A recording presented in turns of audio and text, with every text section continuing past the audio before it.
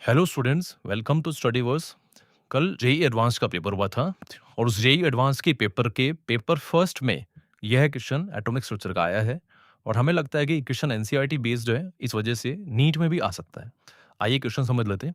Question में H atom के दो ऑर्बिटल दिए गए हैं 2s एंड 2p और लिथियम एटम के भी दो ऑर्बिटल दिए गए हैं 2s एंड 2p। इनके एनर्जीज को डिफरेंट वे में उसने कंपेयर किया है और मल्टीपल करेक्ट आंसर इसमें है। तो सबसे पहले एक ही बात करते हैं। ए में कहा है कि लिथियम का 2s और लिथियम के ही 2p में 2p का एनर्जी ज़्यादा होगा।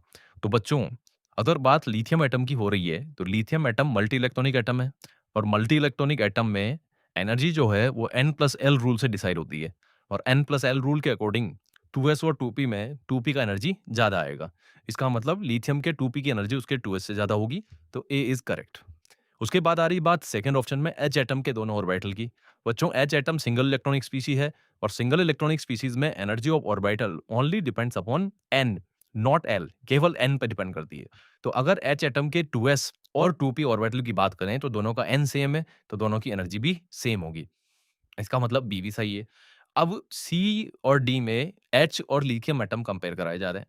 तो जब आप सी की बात करते हैं तो लिथियम का जेड ज़्यादा और जेड ज़्यादा तो ऑर्बिटल पे अट्रैक्शन बढ़ेगा तो स्टेबिलिटी बढ़ेगी और एनर्जी कम होगी।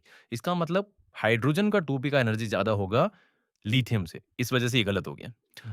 डी में यही कॉन्सेप्ट जो मैंने बोला, अगर सेम ऑर्बिटल है, जैसे हाइड्रोजन का 2s है और लिथियम का भी 2s है, तो सेम ऑर्बिटल में z बढ़ने से, ये एनसीईआरटी की लाइन है जो मैं एज इट इज आपको लिखवा देता हूं। तो एनसीईआरटी की लाइन आजकल रिसेंटली पूछी जा रही है। For same subshell energy of orbital, energy of atomic orbital decreases with increase of atomic number. Atomic number के इंक्रीमेंट के साथ ऑर्बिटल की एनर्जी डिक्रीज होगी। इसका मतलब अगर आप हाइड्रोजन का 2s ले रहे हैं, लिथियम का 2s ले रहे हैं, सोडियम का 2s ले रहे हैं और पोटेशियम का 2s ले रहे हैं, तो एनर्जी इस तरीके से डिक्रीज होती जाएगी। तो सबसे ज्यादा हाइड्रोजन के 2s की एनर्जी, देन लिथियम की, फिर सोडियम की, फिर पोटेशियम की। तो बच्चों, इसका मतलब बी भी करेक्ट है।